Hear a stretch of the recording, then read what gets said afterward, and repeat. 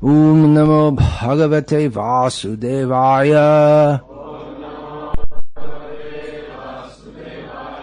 Om Namo Bhagavate Vasudevaya. Om Namo Bhagavate Vasudevaya. Srimad Bhagavad Gita as it is, translation and commentary by His Divine Grace A.C. Bhaktivedanta Swami Prabhupada. Chapter 10, Text 20. Aham Atma Gudakesha Sarva Bhutashaya Sthitah Aham Adishcha Madhyam Cha Bhutanam Anta Eva Cha. Translation: I am the Supersoul, O Arjuna, seated in the heart of all living entities. I am the beginning, the middle, and the end of all beings. Purport: in this verse, Arjuna is addressed as Gudakesha, which means one who has conquered the darkness of sleep. For those who are sleeping in the darkness of ignorance, it is not possible to understand how the Supreme Personality of Godhead manifests himself in various ways in the material and spiritual worlds. Thus, this address by Krishna to Arjuna is significant, because Arjuna is above such darkness. The personality of Godhead agrees to describe his various opulences.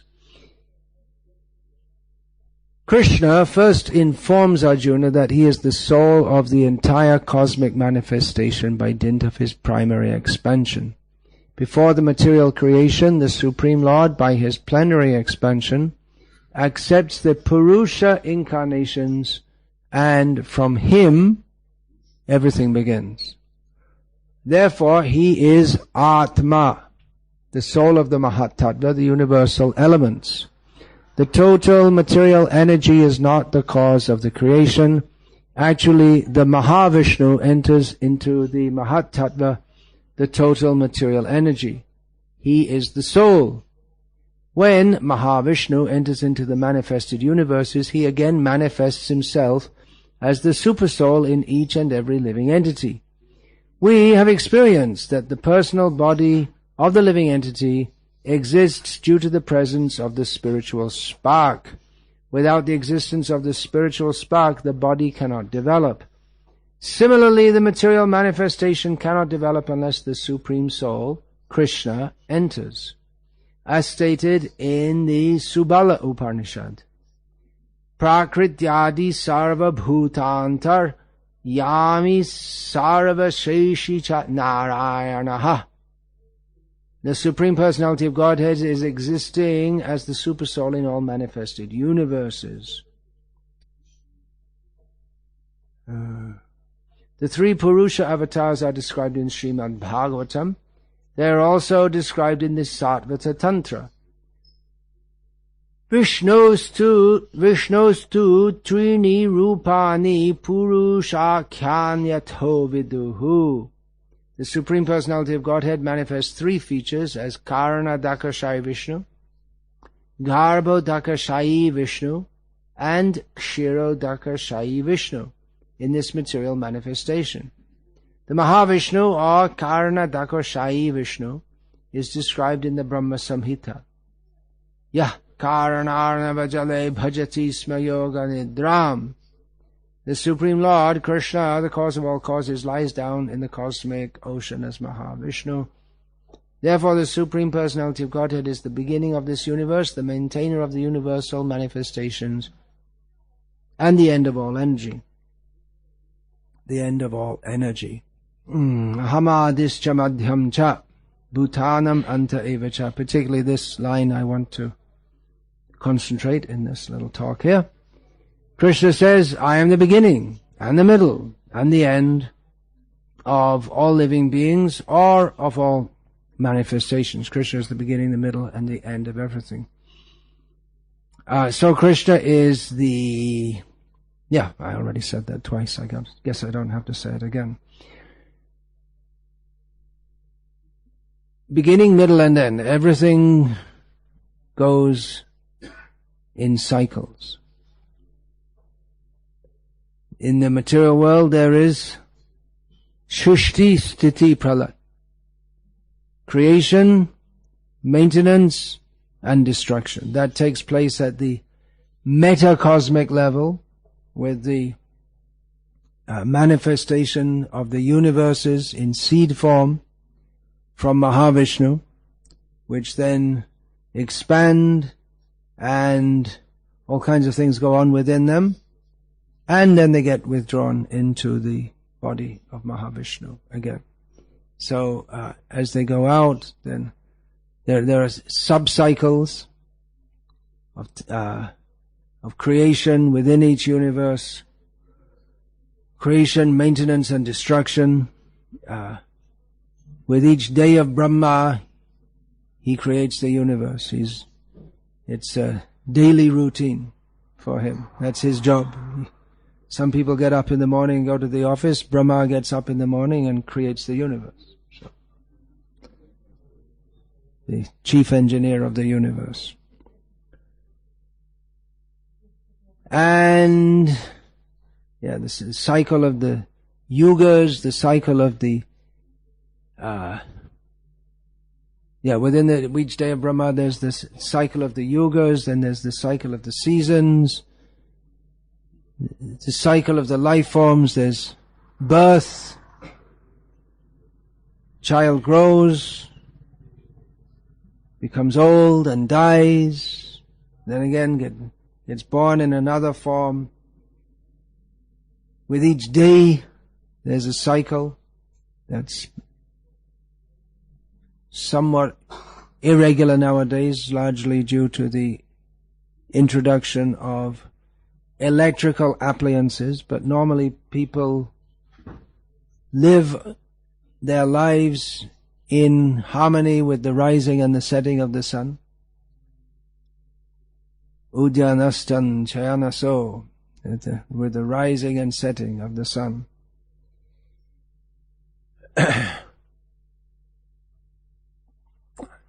Krishna is the origin of all of this, and the middle, and the end. He is the factor. The Krishna is life, prana. In the Vishnu Sahasranam, one of his names is prana. He's the life, or bhuta krit. He makes everything that exists exist. He is the being of all. He is the being of all that bees, of all that exists. So everything goes in cycles, and in this material world, everything leads to destruction.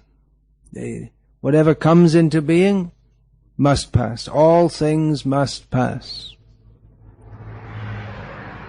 The mighty Himalayas, or the mighty Balkans, they must all pass in due course of time. In Gita here, in this chapter, Krishna says, Stavaranam Himalaya.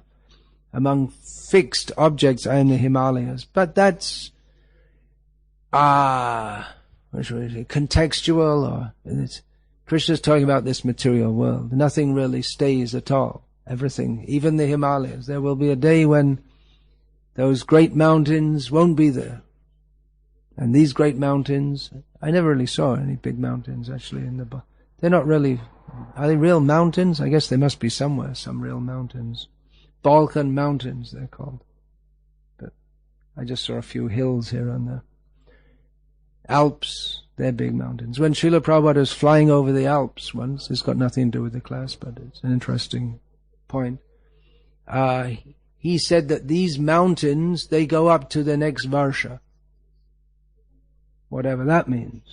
I don't know. Someone who's studied Vedic cosmology could understand what that means, but I don't know what it means.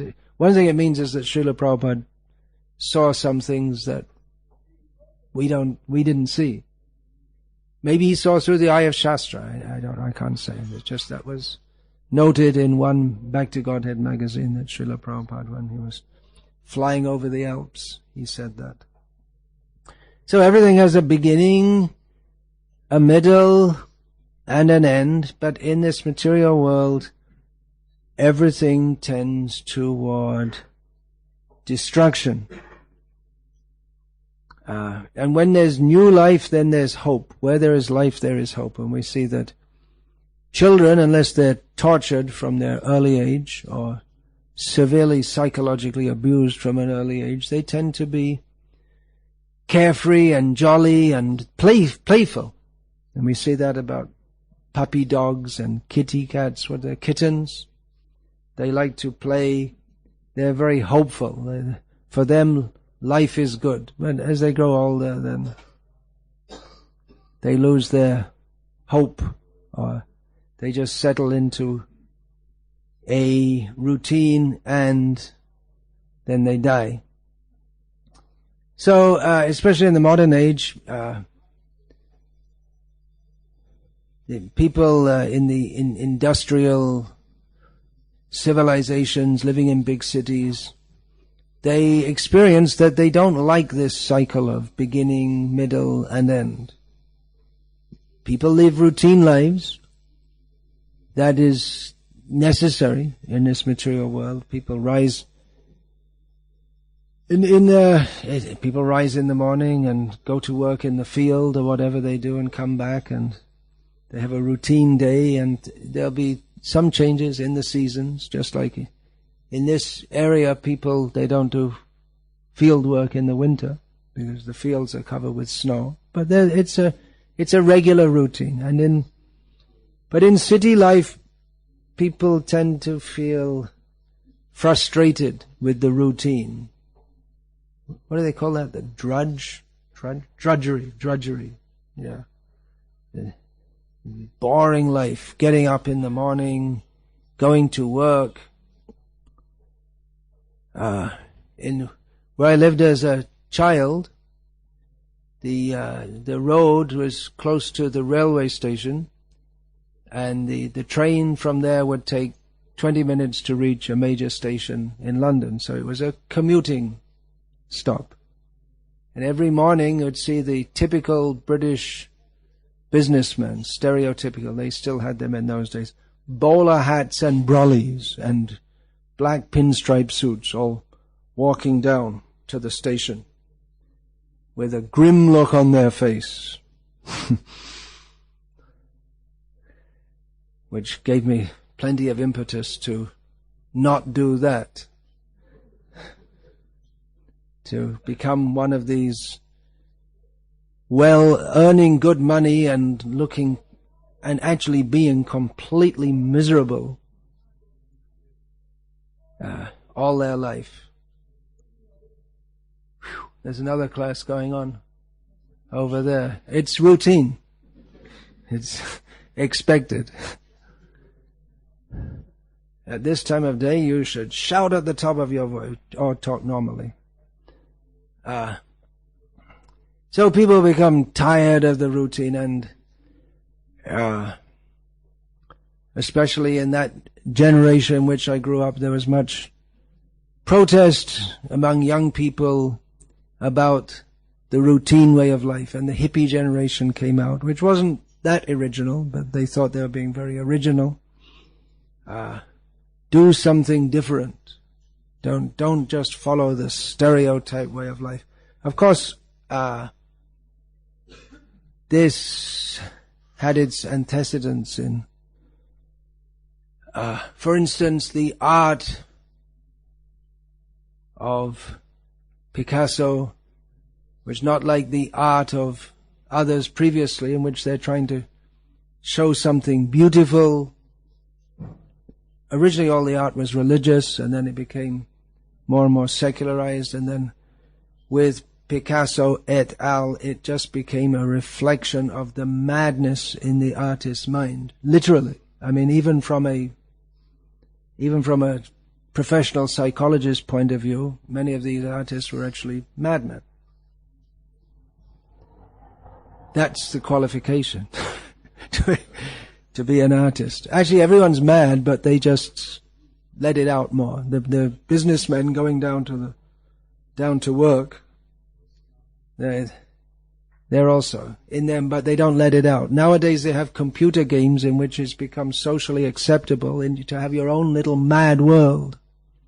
Previously it was just inside people's imagination, but now they brought it out a little bit. So, do something different. Go against the social norm. Be original. Art means to be original. It becomes a bit difficult when you want to do it in buildings because they fall over if they're too original. You have to follow some rules.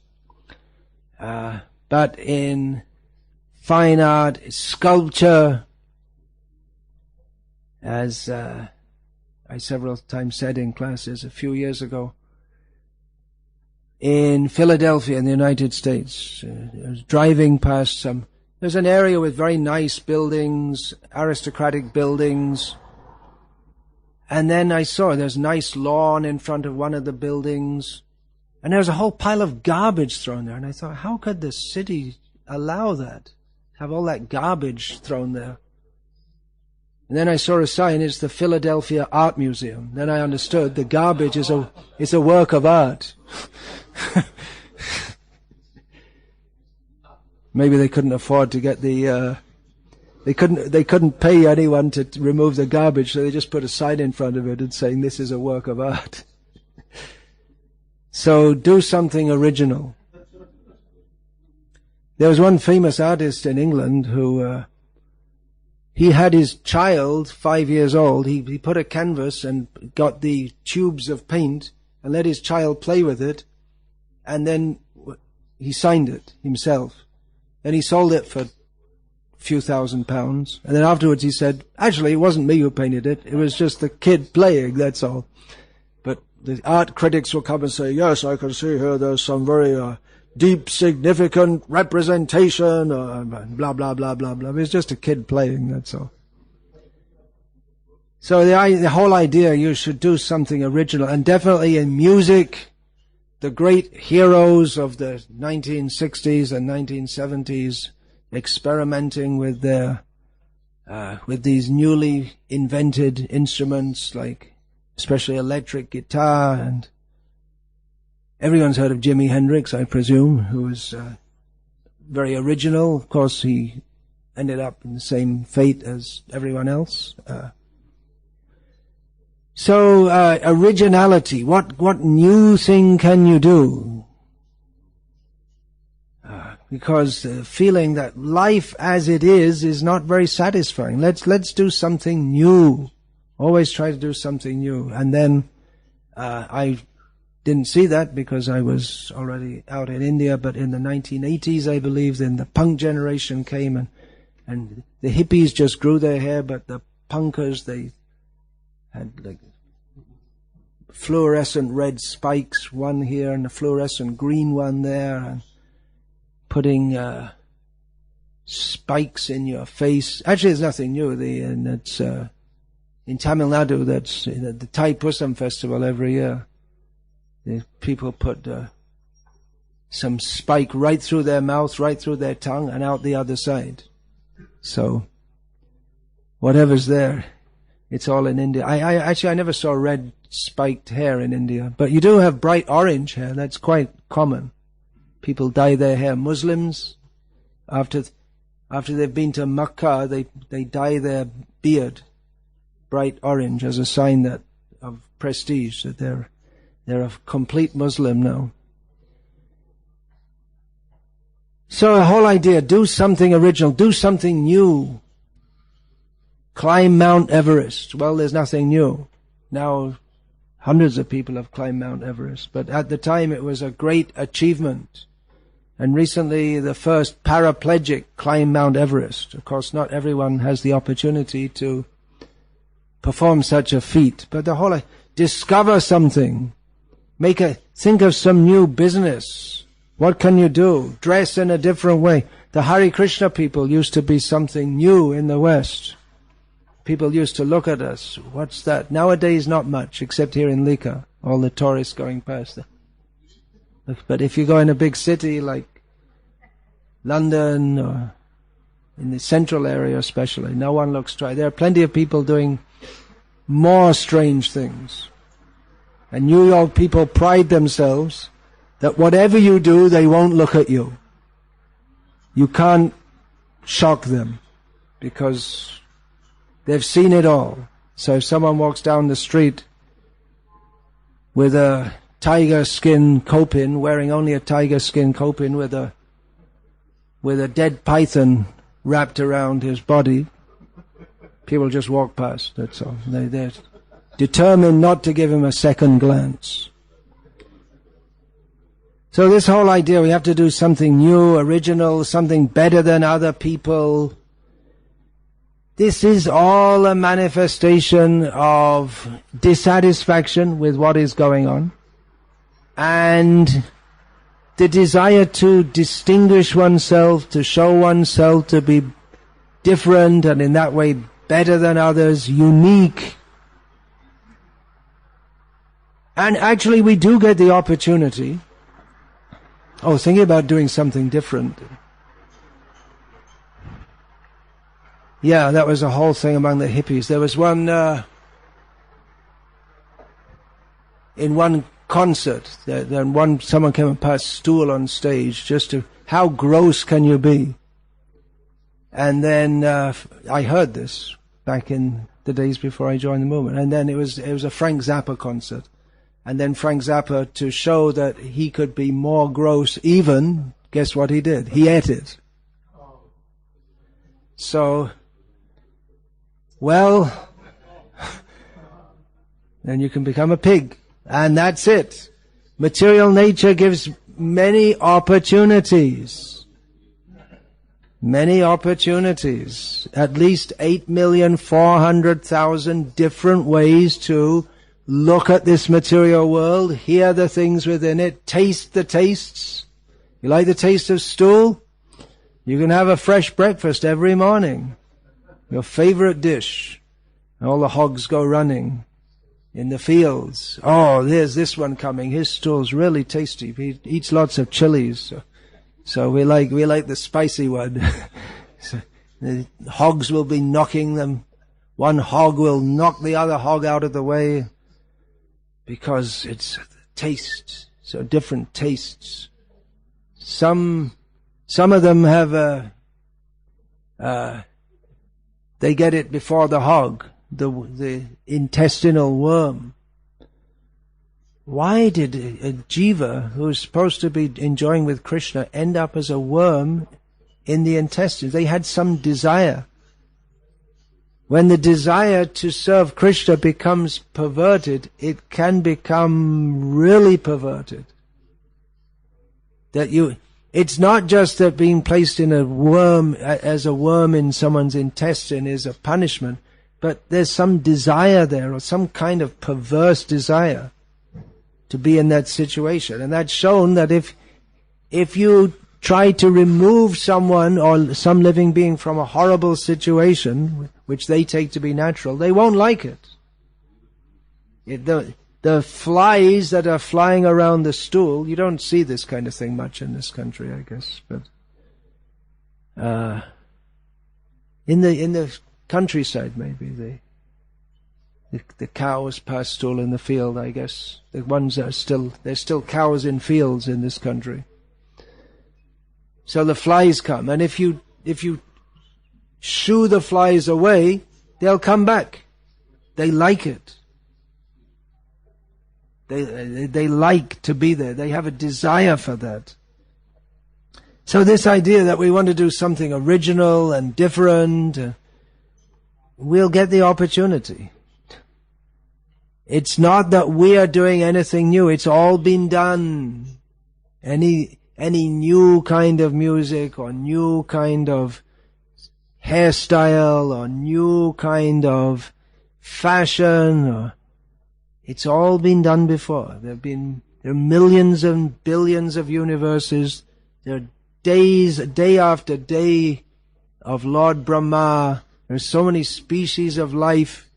There's nothing new. Srila Prabhupada said that in one class. There's nothing new. There's nothing. Don't think we're doing anything new. The sun rises every day. The sun sets every day. People are thinking we're trying out something new, better, different. Isn't that in the advertising industry? They call it advertising industry. Industry, they don't really produce anything, but it's called the advertising industry. So, new, better. Right. Got it. You have to say it with a new, better. But that means their product previously was not very good. New, better, always new, better, new, better, new, better, new, better. Improved. Now this toothpaste will, whatever it is, make your teeth zingy white and they'll never fall out if you use this toothpaste. Because it's new and better. So this idea that something new is always better. But this is a perverse, well, it's one of the facets of the perverted mentality of the conditioned soul. I think I need something new and different, but actually we just need Krishna. That's all. That's the thing that we're missing. As George Harrison, with the help of Shyamasundar Prabhu, wrote in the introduction to the Krishna book, everyone is looking for Krishna, but they don't know. They don't realize it. Ultimately, everyone is looking for happiness. Everyone is looking for love, but people don't realize it. And even if they're presented, here is Krishna, they won't like. Most people, they're not much interested in Krishna. Unfortunately. But in Krishna's world, there's also a cycle. Morning, noon, evening, night. It also goes on in cycles. But it's always fresh. Everything is new. It seems new. Every time Krishna goes out with the cowherd boys, they feel like it's a new experience in the sense that it's fresh, it's enlivening, they don't feel, another day going out, but they feel, it's wonderful. Every time they see Krishna, it's as if they saw something new and fresh and wonderful and original, which it is, because Krishna is always fresh. Although he is the oldest person, in one sense, he's never the same, because he's always better at every moment. He's complete and perfect. There's nothing lacking in Krishna. He's unlimitedly great in all respects, but nevertheless, at every moment he becomes more and more and more attractive.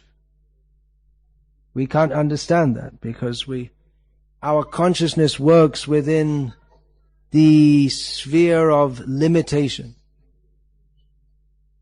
Mathematics doesn't work in the spiritual world because it's all infinity. It only works in the material world, so you can't take your PhD in mathematics to the spiritual world. It won't work. Everything's infinite. Infinite multiplied by infinite. Infinite divided by infinite. Infinite plus infinite. Square root of infinite. It all comes to the same. It's always increasing. But there's variety in that also. That's this whole search for do something different. Variety. We're not satisfied with what we have now. But Krishna is fully satisfying, fully satisfied, and at the same time always new and different.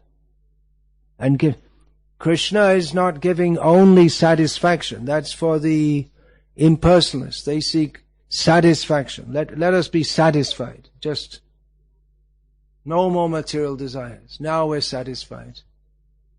So satisfaction is certainly there in Krishna. Prashanta nishesha manoratantaram kadaham aikantika nitya kinkara praharsheshami sanata jivita. Satisfaction is there in being sheltered in the lotus feet of Krishna, but there's more. There's also variety, and even Krishna's pastimes go on cyclically, but by the power of Yoga Maya, the devotees and Krishna himself, they don't know what's going to happen next. The devotees are genuinely frightened when they see Krishna is captured by Kaliya. They genuinely think that Krishna is going to die or is in danger of death. Even though Krishna never dies, there's no question of Krishna ever dying, but they feel like that, even though they may have seen this pastime again and again and again, but they don't remember. So it's always fresh and always new. And the quality of Krishna's pastimes is that they always seem fresh and new. That's why we hear about the same pastimes again and again. There's Mother Yashoda capturing soon-to-be Damodar. Actually, his eternal name is Damodar. But at this point, he hasn't had his belly tied yet by Mother Yashoda. So, you all heard about that, right? You want to hear a new story? Or an old story? You want to hear a new story about Edwin Snowden? Let's talk about No, let's not talk about Edwin Snowden. Let's talk about Krishna. New story. What's the new story he's going to release to the world? New story is that governments are cheating. That's not a new story. There's nothing new that governments are cheating and exploiting. It's going on since time immemorial, at least since the beginning of Kali Yuga. If the most shocking news would be if the government was actually honest and trying to help the citizens. That would be a surprise. So, Krishna, that's a new story. The news. Let's see the news. What's in the news today? What is in the news today? Did anyone see? I didn't see it. I have to get the internet. But apart from the news, we have news from the spiritual world. What's Krishna doing? He's going out in the pasturing grounds. Well, he did that yesterday and the day before. And he did that millions and billions and trillions and zillions of years ago, and still we want to hear it. Still we like to hear it. In Indian culture, people regularly hear at least the culture, in Indian culture, let's say in Indian culture, as recognizing that real Indian culture is not what goes on nowadays. A lot of what goes on nowadays is not Indian culture. So people like to hear the pastimes of Rama and Krishna again and again, and they know what's going to happen. They already heard it. They can tell you the people who are hearing it, even if they can't read themselves, they heard it so many times, they can tell you the whole story. But they heard it, and they like to hear it, and they become blissful to hear it again and again and again, because it is a different quality. It's a completely different quality. In this material world, nothing's original, everything's stale, everything's boring, nothing's satisfying. You can have some temporary thrill by dyeing, or people could, when it was new, to dye your head red and green and orange and all these different colors, but now it's just normal. Maybe not in Lika, but there's nothing new about that. You can't have the satisfaction of thinking, well, I'm just completely, I made something new and different. But Krishna's pastimes, by their very nature, are always fresh, always pleasing, always interesting, always attractive. So, devotees, they also, in a way, lead a stereotyped life. They get up early in the morning, they chant Hare Krishna, same song, every morning, Sangsara, same tunes even, same mantra, Hare Krishna. As I facetiously said to Divya Prabandha this way, he began the announcements by saying, Hare Krishna. I said to him, you've got nothing original to say? Say something different, do something different. Srila Prabhupada said this is the Western disease. You always want to do something different. He quoted some Bengali song, stand on your hands and wiggle your legs. You got to do something different. But actually in Indian culture, in art, the whole idea is not to do something original, but a good work of art is something which just follows what the previous tradition. If one makes a deity, then it should follow the Shastric tradition and the Shastric description and the tradition. Not that you can make some new idea of what the deity of Krishna should look like. So in art, in cooking, in dancing, there are rules to follow, tradition to follow. And the perfection is that one can reproduce that which is already given. And that's considered very satisfying. And we all perceive this. That it's very satisfying because it's not that the form is different. The form is the same. The same mantra, the same Krishna, the same form of Krishna, the same pastimes of Krishna. But the experience of that, nava rasa, the experience, the emotional experience of that is always fresh, and which makes the material experience seem hackneyed and disgusting. In material enjoyment, then one may want to have many different sexual partners. But that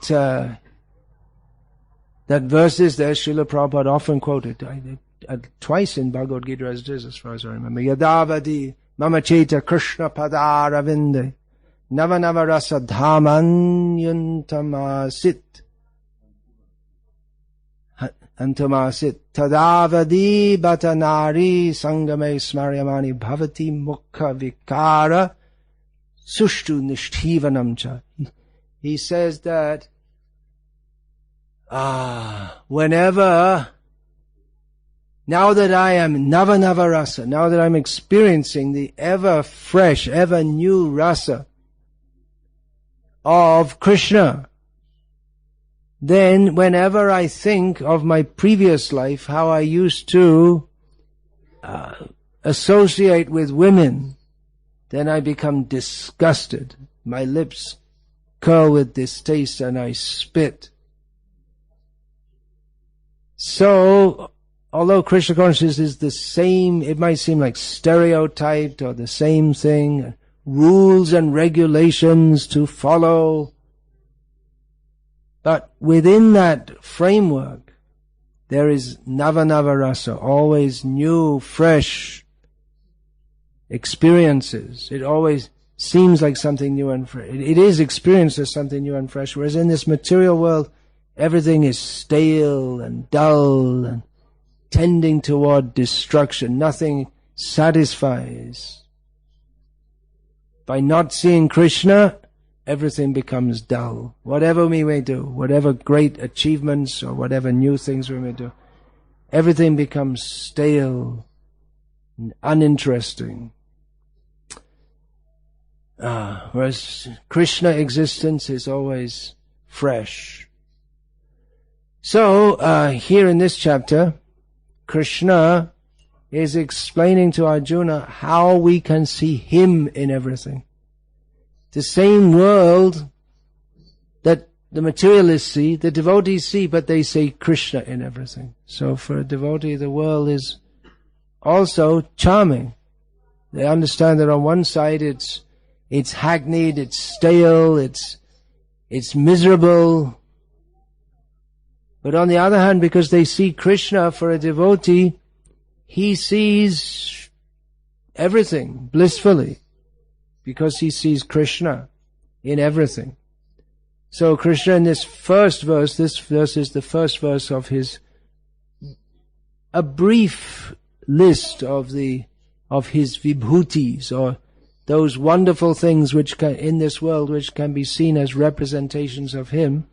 He says, first of all, I am the Atma, I am the living being, situated in everyone's heart. And in the purport, Srila Prabhupada, presumably following Baladev Vidyabhushan, describes that Krishna is not only the Atma within the heart of everyone, but he's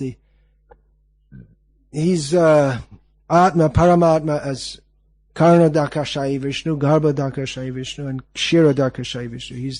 He's the soul of every living being, he's the soul of every universe, and he's the soul of the whole material manifestation. So Krishna is every living being, and he is the beginning, the middle, and the end of everything. So everything's included in Krishna. So really we can't get away from Krishna, even if we try, which we're all trying to do in this material world. So Krishna consciousness just means to, in this world, just means to see Krishna in everything. That's all. To see Krishna in everything, and then to understand that we have to surrender to him. And that is our fresh and happy life. Everyday dancing, without intoxication. No one does that. Maybe professional dancers, they do so. But although they may have the satisfaction or the adrenaline bursts that they get from exercising their body in various ways, they cannot have the satisfaction of Krishna, being in Krishna consciousness. There's a completely different quality in Krishna consciousness as compared to material life. There are many great singers and dancers and artists, materialists, but really they have no satisfaction. They don't just sing like that, but they have no satisfaction.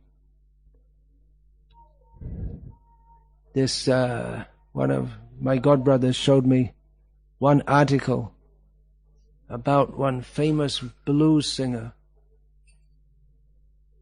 King, what's his name? Something King. No, not King, because someone else said Billy King, is it? B.B. King.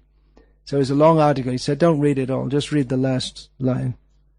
So, and he said, he was old, maybe he's died now, I don't know. He's 80-something, and he said, I have to go on singing, because as soon as I stop, what I'm singing about, I actually feel it in my heart. I always have this sense of deep emptiness and dissatisfaction in my heart. So this is a man who's very successful and expert in his profession, but empty, nothing there. Whereas devotees, always happy, always dancing for Krishna. Not as a professional, always singing for Krishna. Not as a professional, not for money, not for name and fame. Just because, why? They like to please Krishna. It comes naturally. Why sing for Krishna? Well, we can philosophize about it and say, well, we should do this and should do that. But ultimately a devotee sings for Krishna and dances for Krishna and serves Krishna in various ways. Why does he do it? He doesn't really think about it. Just like, why does a child run to the mother? The child doesn't think, should I run to the mother? Let's work it out. What are the pros and cons? Just naturally runs to the mother. So like that, devotees, the natural attraction is to Krishna. They like to do it. Because, why? That is the natural position.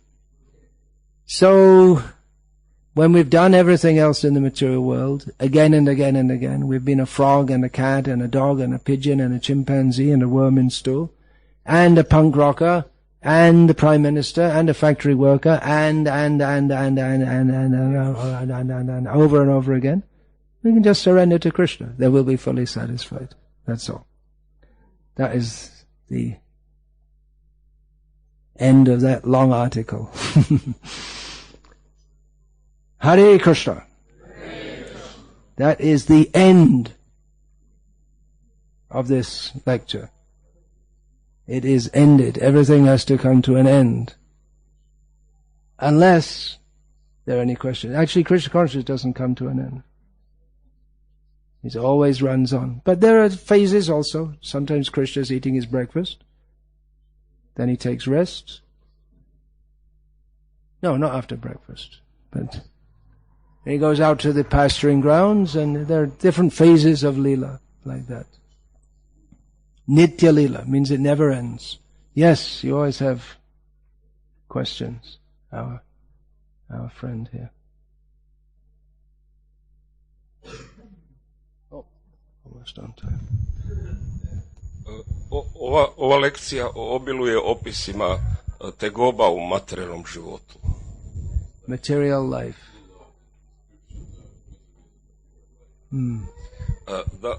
Da li se može prihvatiti da je Maja Krišnin aranžman za uslovljene osobe?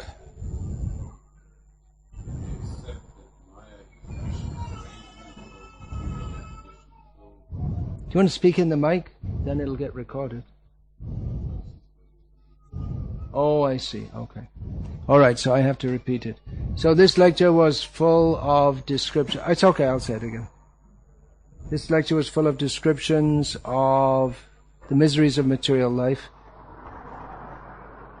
Little sampling. Then? Uslovljene osobe lakše podnose te tegobe kada su u Maji.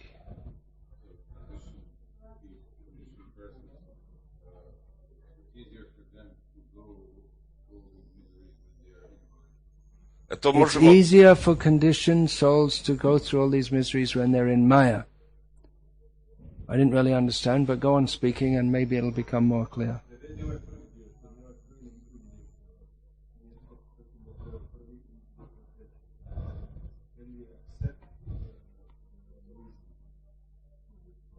Can we accept what? Is this acceptable because the Maya is Krishna's arrangement for this soul? Is it acceptable because it's Krishna's arrangement for these souls?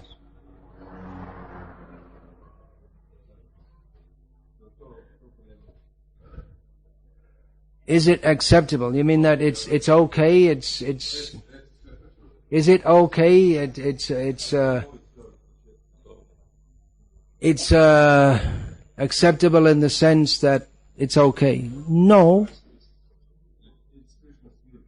It's not Krishna's will. It is Krishna's arrangement, but it's not his will.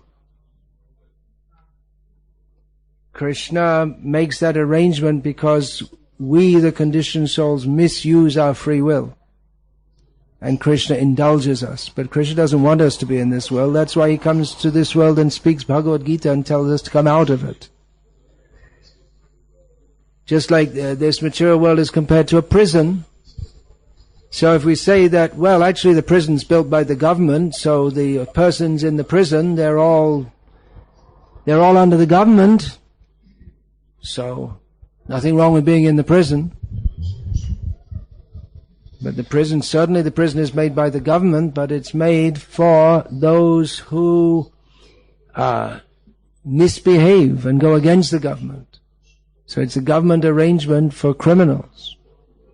So certainly the criminals are under the arrangement of the government, but that doesn't mean that they're in a situation which is acceptable as being one of proper behavior. They're being punished. Any example, the child is punished by the parents. So parents know what they're doing, but they don't want to do that. But they do it because they consider it necessary for the child, because the child is doing wrong. That's the example which the Mayavadis make, that this material world, it's all God's Leela. Everything is God's Leela. Everything is His will. That's what they say. Once when this argument was brought to Srila Prabhupada, he said, then I'll kick you in the face. And everything's bliss, then I'll kick you in the face and you can enjoy being kicked in the face. But we don't have to kick people in the face. Maya's already doing that.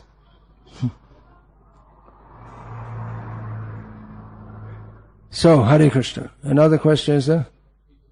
More questions and questions and questions. Yeah. Today is the disappearance day of Vangshi Vadan Thakur and Vangshi Das Babaji. both. Could I please? Could I please? I guess I can finish the sentence myself. Could I speak about Vangshidas Babaji, Maharaj? What should I tell you? Everyone should be like Vangshidas Babaji Maharaj. Okay, no prasad for anyone today. And no passing stool, and no bathing.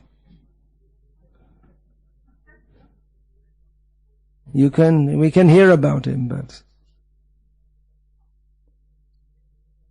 sometimes what is asked, what's the difference between imitating and following? So, for Vangshidas, we can't imitate him, and really we can't follow him either, because he didn't act as an acharya in the sense that he gave instructions. So we can just hear about him and marvel at the consciousness of someone who's living in this world but really not part of it at all.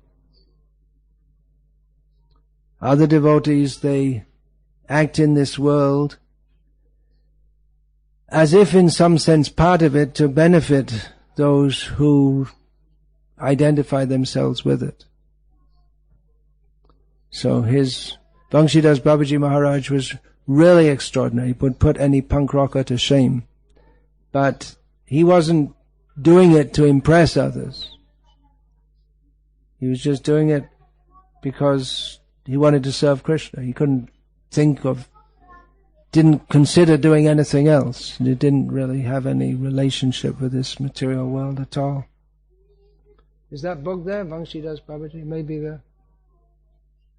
I made one book on that. I didn't plan to write a book on him, but just when I was doing some research into the pastimes and teachings of Srila Bhaktisiddhanta Saraswati Thakur, so I stumbled across some information about, I don't really like to say that, information about a devotee, but I can't think of a better way to say it, so I thought, well, I might as well publish that also. We can talk, we can't understand. We can talk about Vangshidas, but very difficult to understand, completely unique kind of life. Yeah, you also had a question. My name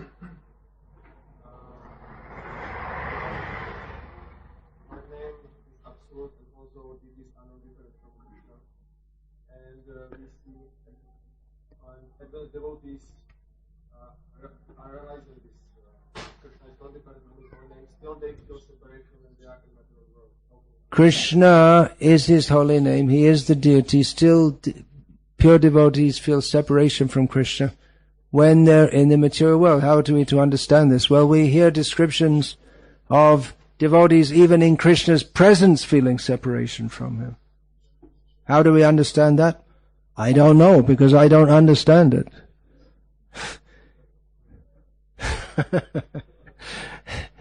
We can hear about it and pray, Kobe obe bolo shede nama, then when can we understand it? Or when can we enter into that? It's something to be experienced, not to be logically philosophized about. Feeling separation from Krishna, even when he's present. Of course, you can call someone's name and but also desire him to be manifest in other ways. Krishna's name is non-different from Krishna,